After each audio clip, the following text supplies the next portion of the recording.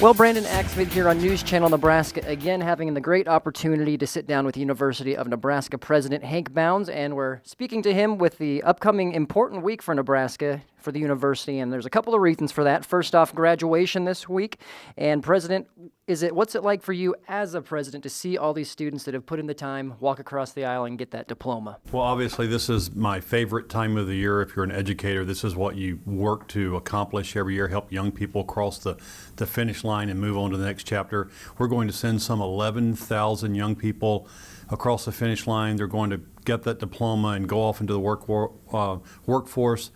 And it's really exciting when you consider that about 40% of all of our graduates are first-generation college students. And so first in their family, much like many of us. So this is a life-altering experience for those young people, but it's not enough. We have so many workforce needs in the state that 11,000 just isn't enough. So while we're excited about sending that many out into the workforce, we know that we need to do more for the state of Nebraska.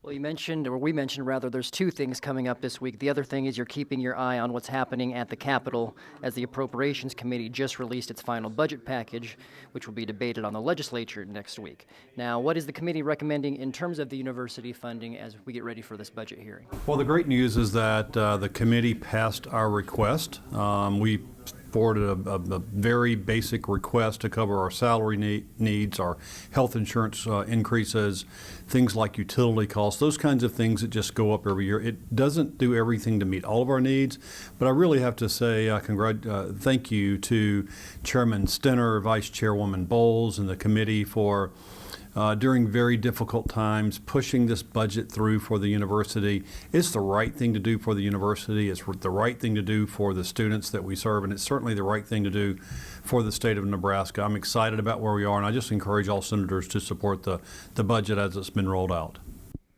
And you talked a lot about the workforce crisis in Nebraska. Now, would the budget that's before the legislature help solve some of these workforce issues that the state's up against? It moves us in the right direction. It doesn't solve the issue. We have some 35,000 H3 jobs opening every year in the state. When we're only producing about 11,000 graduates, the math equation there just doesn't work. We need to produce many, many more.